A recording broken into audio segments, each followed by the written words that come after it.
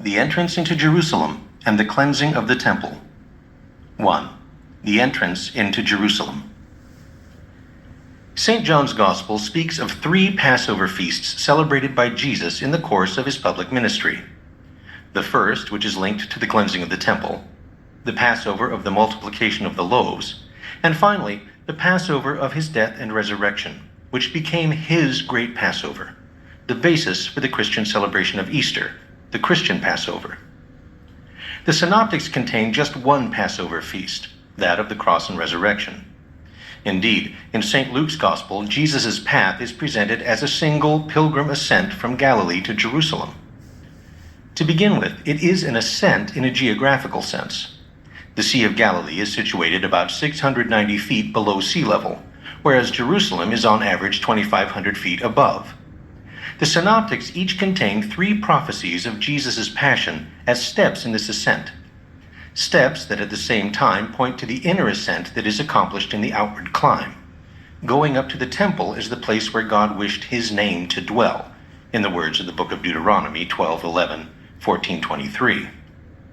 The ultimate goal of Jesus' ascent is his self-offering on the cross, which supplants the old sacrifices. It is the ascent that the letter of the Hebrews 9:24 describes as going up not to a sanctuary made by hands, but to heaven itself, into the presence of God. This ascent into God's presence leads via the cross. It is the ascent toward loving to the end, conferred John 13:1, which is the real mountain of God. The immediate goal of Jesus' pilgrim journey is, of course, Jerusalem, the holy city with its temple and the Passover of the Jews, as John calls it.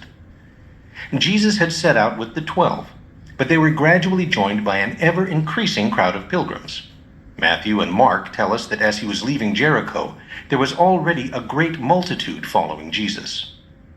An incident occurring on this final stretch of the journey increases the expectation of the one who is to come, and focuses the wayfarer's attention upon Jesus in an altogether new way.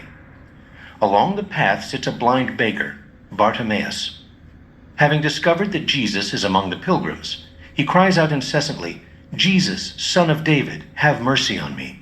Mark 10:47. People try to calm him down, but it is useless. And finally, Jesus calls him over.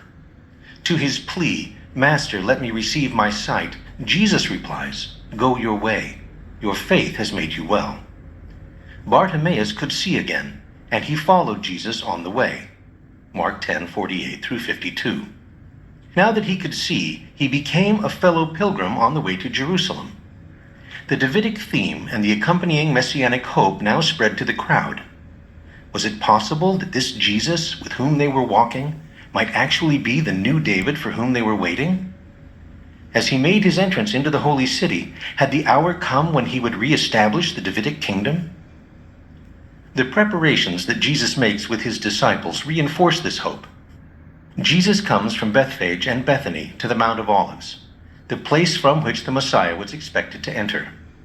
He sends 2 disciples ahead of him, telling them that they will find a tethered donkey, a young animal on which no one has yet sat. They are to untie it and bring it to him.